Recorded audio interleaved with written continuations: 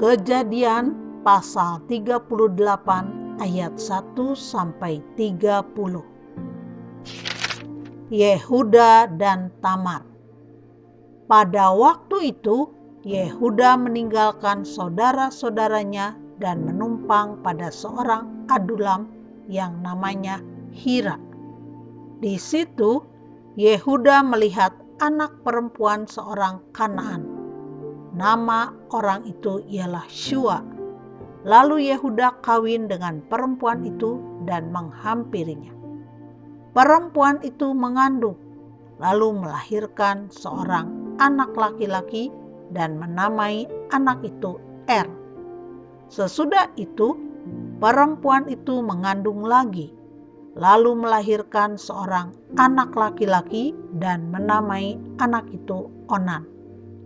Kemudian, perempuan itu melahirkan seorang anak laki-laki sekali lagi dan menamai anak itu Shela. Yehuda sedang berada di Kesib ketika anak itu dilahirkan. Sesudah itu Yehuda mengambil bagi Er, anak sulungnya, seorang istri yang bernama Tamar. Tetapi Er, anak sulung Yehuda itu adalah jahat di mata Tuhan, maka Tuhan membunuh dia.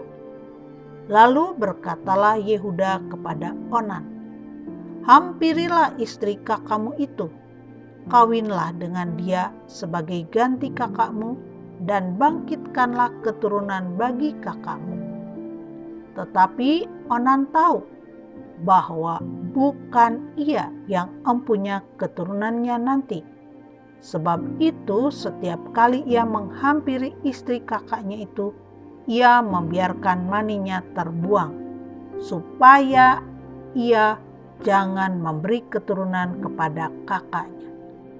Tetapi yang dilakukannya itu adalah jahat di mata Tuhan, maka Tuhan membunuh dia juga. Lalu berkatalah Yehuda kepada Tamar menantunya itu,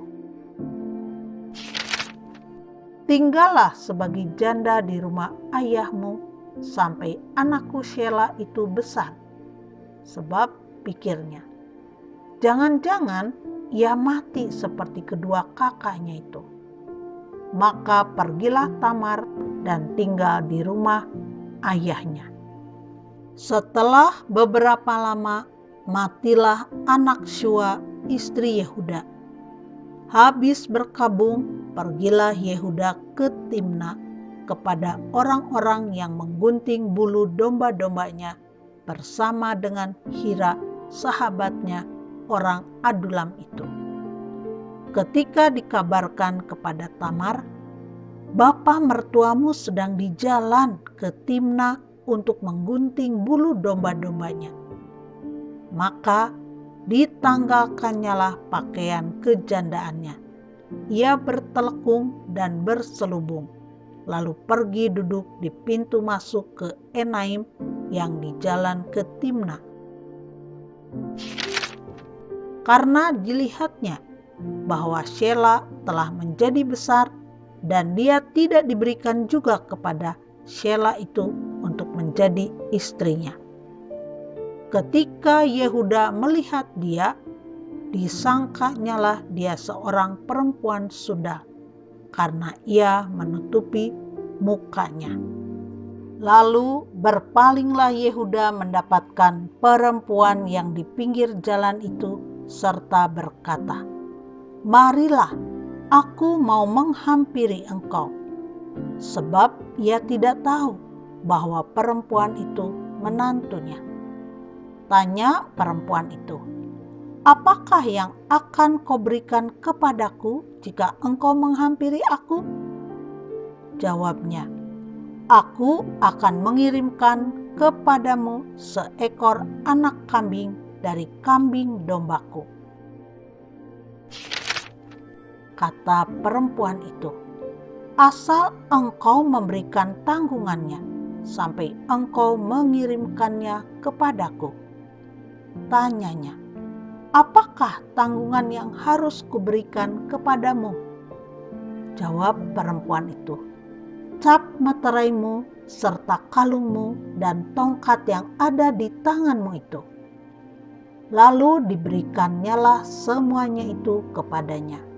Maka ia menghampirinya. Perempuan itu mengandung daripadanya. Bangunlah perempuan itu, lalu pergi. Ditanggalkannya telekungnya dan dikenakannya pula pakaian kejandaannya.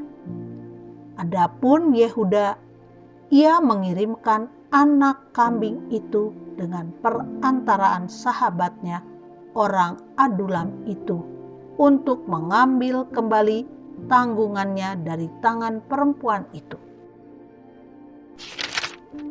Tetapi perempuan itu tidak dijumpainya lagi. Ia bertanya-tanya di tempat tinggal perempuan itu, "Di manakah perempuan jalang yang duduk tadinya di pinggir jalan di Enaim itu?" Jawab mereka, "Tidak ada di sini perempuan jalang." Kembalilah ia kepada Yehuda dan berkata, "Tidak ada kujumpai dia." Dan juga orang-orang di tempat itu berkata, "Tidak ada perempuan jalang di sini." Lalu berkatalah Yehuda, "Biarlah barang-barang itu dipegangnya, supaya kita jangan menjadi buah olok-olok orang. Sungguhlah anak kambing itu telah kukirimkan, tetapi engkau tidak menjumpai perempuan itu." Sesudah kira-kira 3 bulan dikabarkanlah kepada Yehuda, "Tamar menantumu bersundal, bahkan telah mengandung dari persundalannya itu." Lalu kata Yehuda, "Bawalah perempuan itu supaya dibakar."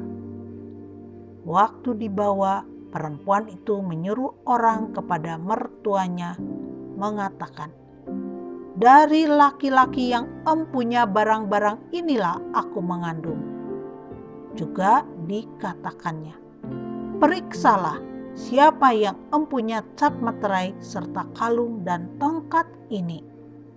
Yehuda memeriksa barang-barang itu lalu berkata, "Bukan aku, tetapi perempuan itulah yang benar, karena memang aku tidak memberikan dia kepada Shela anakku, dan ia tidak bersetubuh lagi dengan perempuan itu."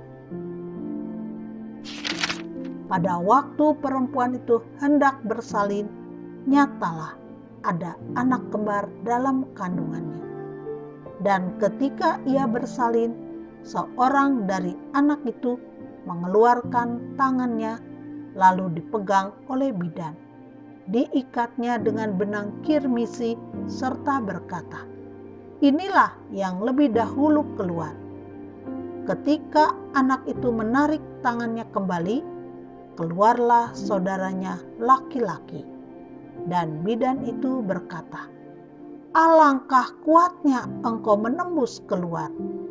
Maka anak itu dinamai Peres. Sesudah itu keluarlah saudaranya laki-laki yang tangannya telah berikat benang kirmisi itu. Lalu kepadanya diberi nama Zerah.